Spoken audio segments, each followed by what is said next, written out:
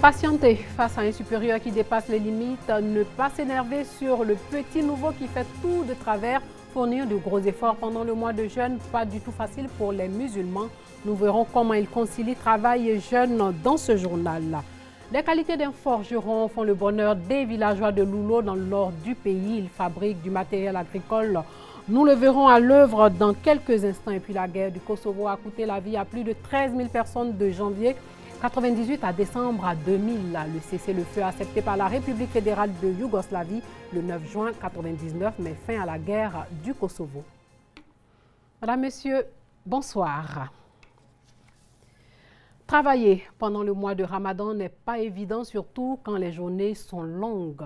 Comment trouver l'équilibre entre la pratique du jeûne et honorer son contrat de travail? Certains travaux peuvent être difficiles à accomplir durant le jeûne. La maçonnerie, par exemple, les vendeurs ambulants qui doivent faire de longues distances et jeûner n'est pas seulement s'abstenir de manger et boire, c'est aussi patienter, ne pas s'énerver. Honorina Ngori est allée à la rencontre de certains travailleurs musulmans pour voir comment ils allient boulot et jeûne. Les musulmans du monde entier observent le jeûne du mois du Ramadan depuis 13 jours, ayant débuté le 27 mai. Comme à l'accoutumée, cette période est marquée par la pénitence, la prière et le jeûne. Comment tenir bon quand on exerce un métier difficile durant le jeûne? Assetou Sidibé est vendeuse de fruits. Elle nous parle de son expérience. J'arrive avant sans manger, mais si on coupe le carême, je prends un peu pour manger. Quand tu te lèves à 3 heures comme ça, tu ne pourras pas. Toi, tu manges avant que les gens vont venir, tu vas les servir. Eux viennent à 4 heures. Je ne fais pas par là. Et on est venu se débrouiller. Quand tu as fait part, tu vas venir payer. Quand tu te débrouilles, il ne faut pas parler mal aux gens. Afoussata Diarasouba, commerçante de baobab et de parapluies. Elle nous dit qu'elle arrive à jeûner parce que fortifiée par Dieu, avec qui elle a fait alliance au préalable. Je n'ai pas commencé avec les autres, mais je vais terminer le reste avec les autres. Je sais que je dois honorer ce que je dois faire avec Dieu. Pendant les 30 jours, il y a une seule jour, tout le monde va dire que ce jour, ça ne va pas. Cette vendeuse de tchèp est confrontée à goûter la soupe et le tchèp à la cuisson pour s'assurer qu'il est bien préparé. Elle observe son jeûne autrement. On a fait carême maintenant, on a avant-hier. Notre femme là, c'est pas toujours tu fais carême. Moi, je prépare, tu goûtes comme ça, après je fais comme ça. Ça fait rien même. C'est pas coupé carême. Nous abordons un autre corps de métier. Ibrahima Silla totalise 30 années de métier de conducteur. Pour lui, le jeûne est devenu une routine. J'ai fait le transport d'abord, ça m'a fait 7 ans de 30 ans. Actuellement, je conduis une dame. Là, il n'y a pas de problème, tout ça passe bien. Mais on a habitué à ça maintenant. Pour Malik Zakari, fleuriste, jeûner, c'est honorer Dieu. Il suffit de respecter les clauses du jeûne. Comme d'habitude, il n'y a rien qui a changé. Je fais mon travail à l'aise.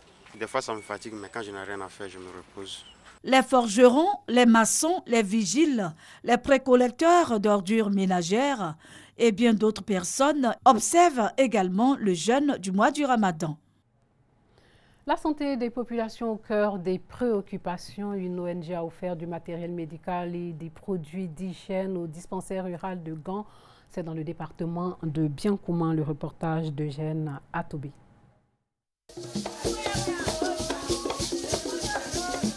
Dans ce geste de Sopoudek Balé-Galé, présidente de l'ONG Etomeignan, tout un symbole. Le matériel sanitaire et hygiénique que vient de recevoir le centre de santé rural de Gand, village de la sous-préfecture de Gbangbe-Gouiné, permet de renforcer le plateau technique existant. Cela permettra aussi un plus grand accès des populations à leurs structures sanitaires, confrontées à de nombreux manques, notamment les produits et médicaments de première nécessité, à cause desquels le centre de santé rural de Gbangbe-Gouiné était peu fréquenté par les populations. Au regard de cette réalité, la présidente de l'ONG Etomeignan invite les organisations caritatives et les ONG opérant dans le domaine de la santé et du social à venir au secours du centre de santé de Gbangbe-Gouiné. C'est le vœu de l'infirmier du village qui garde un grand espoir, d'autant que le secrétaire général de la préfecture de Biancouma, présent lors de la remise du matériel médical, a lui aussi lancé un appel à l'aide, appel en direction des ONG, mais surtout aux fils, filles et cadres de la région pour le progrès des populations et le développement de Bangwe-Guinée. En sport, sachez que la sprinteuse ivoirienne Marie-Josée Talou a fini sa course à la 2e place à l'issue de la finale du 100 mètres féminin disputée hier à Rome, c'est en Italie, dans le cadre de la 4e étape de la Ligue de Diamant 2017. Et puis en football, cette fois-ci, éliminatoire Cannes 2019, les éléphants et le Sili national de Guinée vont s'affronter demain à Bouaké lors de la première journée dans le groupe H. Kader Sogodogo nous fait le coup de leur arrivée dans la ville du centre du pays. Éléphants de Côte d'Ivoire, Sili national de Guinée. Voici l'affiche à Bouaké de la première journée des éliminatoires de la Cannes Cameroun 2019. Rencontre prévue pour ce samedi à 18 h au stade de la Paix. Les deux équipes sont à Bouaké. Les éléphants ont atterri aux environs de 12h30. 3 heures après, ils seront suivis par les Guinéens. Marc Wilmot, le sélectionneur national de Côte d'Ivoire, lui s'est entretenu avec la presse. Un mot sur la débâcle face aux Pays-Bas. Une nouvelle équipe, beaucoup de jeunes qui n'ont pas d'expérience, mais si vous voulez avancer, il faut que vous jouiez comme des équipes du top. À partir de là, en plus, si on fait, je vais dire, 3 grosses erreurs en première mi-temps, parce que dans le contenu, j'ai vu des choses qui me plaisaient au niveau de l'animation. On est mené 1-0, on peut faire un partout, ou on peut faire 1-0, je pense. 0-1, c'est 1-0. On est peut-être sur le poteau, c'est 2-0, et on fait encore une 3e erreur. Donc chaque fois qu'on pouvait revenir, le match a tourné grâce à la qualité des Pays-Bas, et surtout sur phase arrêtée, des choses qui ne m'ont pas plu. Quel éléphant de Côte d'Ivoire face à la Guinée ce samedi? Quand même se passer de Kodja, de Zahar, de Kalou, de Koné, de Seko Fofana, de Gervinho, de Nyagnon et de Serré, c'est quand même une longue liste. Et on a un groupe qui est jeune. Mais il y a une chose qui est sûre, on va tout faire pour avoir la victoire. Les éléphants de Côte d'Ivoire espèrent bénéficier du soutien du public sportif. Avec au bout une victoire, certainement en guise de remerciement et d'adieu à Théotéchèque. Ismaël. Vous le savez, le football ivoirien est en deuil. Le ministre des Sports et Loisirs a présenté les condoléances du gouvernement à la famille des Théotéchèque. Le milieu de terrain ivoirien est décédé le lundi dernier lors d'une séance d'entraînement en Chine. Il avait seulement 30 ans. Un fils de forgeron décide de moderniser sa forge. Il est analphabète et son activité fait la fierté des populations du village de Loulo. Loulo, c'est dans le département de Mbengue, dans le nord du pays. Hassan Khan et Kader Sogodogo reviennent de ce petit village du nord. Koulibaly Siaka a révolutionné le métier de forgeron dans son village Loulo. Loulo, village situé à 5 km du Mali, dans la sous-préfecture de Boukou, département de Mbengue, région du Pau. Fils de forgeron, Koulibaly Siaka veut adapter les activités de sa forge aux réalités du moment. Au tout début, le fan qu'on utilisait ici, c'est des peaux de bœuf qui étaient malaxés par les griots et on faisait des trous, alors qu'on les faisait actionner. Alors c'est les 2 peaux qu'on attachait et c'est ça qu'on soufflait pour allumer le feu. Donc c'est ça qu'on utilisait. Et à l'époque, c'était des petits couteaux, des fossiles, les roues qu'ils fabriquaient. Au fil du temps, les choses ont changé parce qu'il y a eu l'avènement de la charrue que la CIDT a envoyée. Donc il faut aussi s'adapter aux réalités du moment. Charrue, sémois, charrette et graineuse, bennes des tracteurs. En somme, matériel et accessoires agricoles, ils sont fabriqués. Chaque pièce des outils est fondée, façonnée, fabriquée pour satisfaire les différentes commandes. Cette créativité, le forgeron la doit à sa volonté de réussite, car il est analphabète. L'école, c'est une affaire de maintenant. Nous, on travaille comme ça. Et comme aujourd'hui, avec les activités qui ont commencé à s'accroître, il faut que moi aussi je trouve des méthodes pour pouvoir organiser mon travail. Le personnel de l'atelier est composé uniquement des membres de sa famille. La raison, le respect de la caste de forgeron. Il y a une partie dans notre atelier qui est réservée aux forgerons. Si tu n'es pas forgeron, tu ne peux pas travailler dans le fan. Mais si tu veux venir travailler ici, là, nous devons voir les jeux d'abord pour que tu passes par la voie de l'initiation. Le village est unanime sur les qualités de Koulibaly Siaka. qui permet à cette population rurale de Loulo de supporter aisément les travaux champêtres.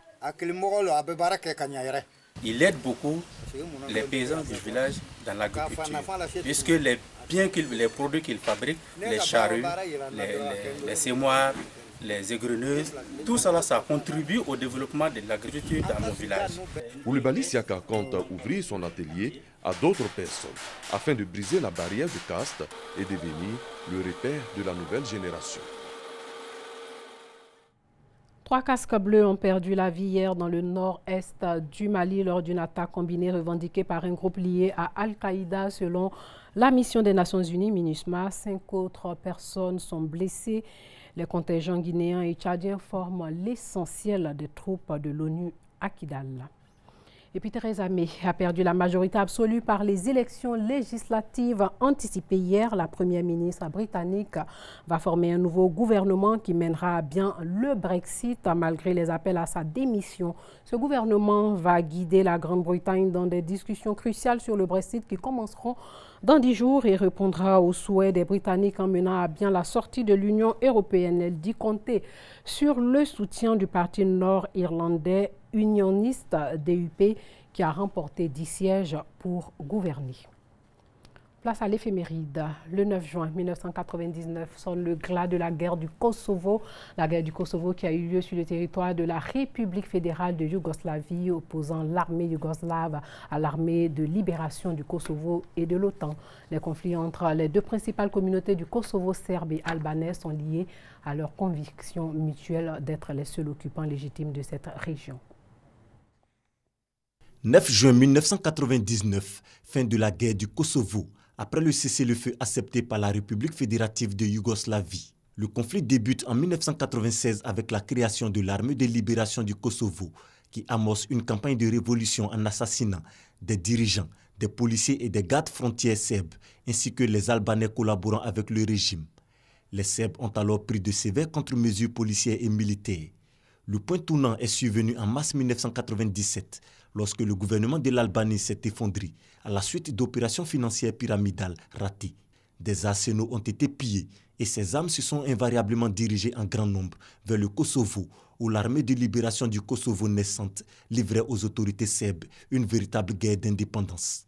La communauté internationale a réagi à la crise en 1998 en créant un groupe de contact composé de l'Allemagne, des États-Unis, de la France, du Royaume-Uni et de la Russie, qui fit d'ultimes efforts diplomatiques en février 1999 lors de la conférence de Rambouillet. Human Rights Watch a estimé que les forces serbes avaient expulsé 862 979 Albanais du Kosovo vers la Macédoine et l'Albanie et que plusieurs centaines de milliers avaient été déplacés à l'intérieur de leur propre pays. Au total, plus de 80% de toute la population du Kosovo ou 90% des Albanais du Kosovo avaient été chassés de leur foyer. Des rumeurs concernant un plan d'épuration ethnique à grande échelle mené au Kosovo, conçu par le ministère allemand de la Défense, circulaient dans les médias occidentaux.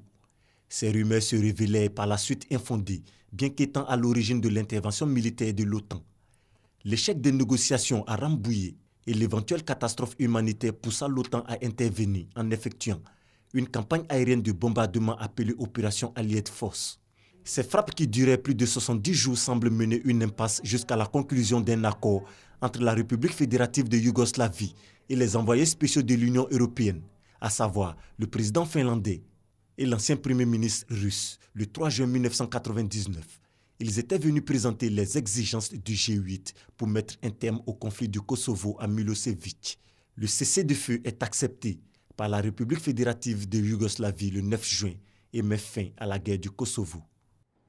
Merci Moussa Konaté pour ce rappel des faits. Sachez qu'aujourd'hui encore, la composition ethnique du Kosovo du XVe siècle fait l'objet de nombreuses controverses, chaque parti interprétant en sa faveur les documents de l'époque. Voilà, c'est tout pour ce soir et portez-vous bien.